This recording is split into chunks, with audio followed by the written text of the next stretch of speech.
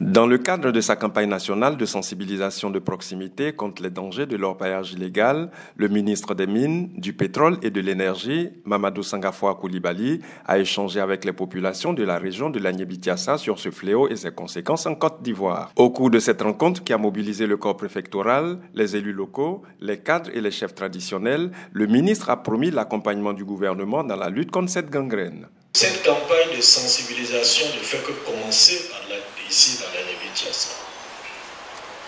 Parce qu'après notre départ, le préfet de région doit faire le même exercice dans tous les départements avec les mêmes composants de l'Assemblée ici.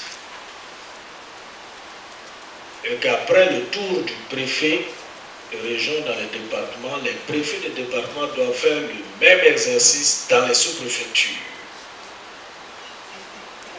avec la composition la même que celle de ce matin. Et les sous-préfets, à leur tour, doivent faire le tour des villages, centres de leur territoire de compétence, et que les chefs des villages centres puissent eux aussi prendre le relais des sous-préfets. Les porte-paroles des chefs traditionnels et des femmes se sont tous engagés à lutter contre l'orpaillage illégal dans leur circonscription, appelant à une application stricte des mesures de répression.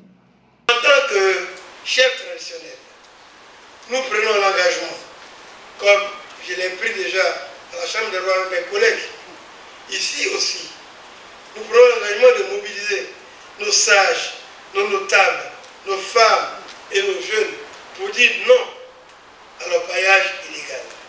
Appelons nos autorités politiques, administratives et militaires à mener des actions sincères contre cette pratique illégale, à prendre des sanctions exemplaires contre les acteurs de l'orpaillage illégal. Selon le directeur général des mines et de la géologie, Seydou Coulibaly, une étude a révélé que l'orpaillage illégal entraîne une fuite de 142 tonnes d'or, estimée à plus de 4 600 milliards de francs CFA, privant l'État de plus de 700 milliards de francs CFA de revenus fiscaux.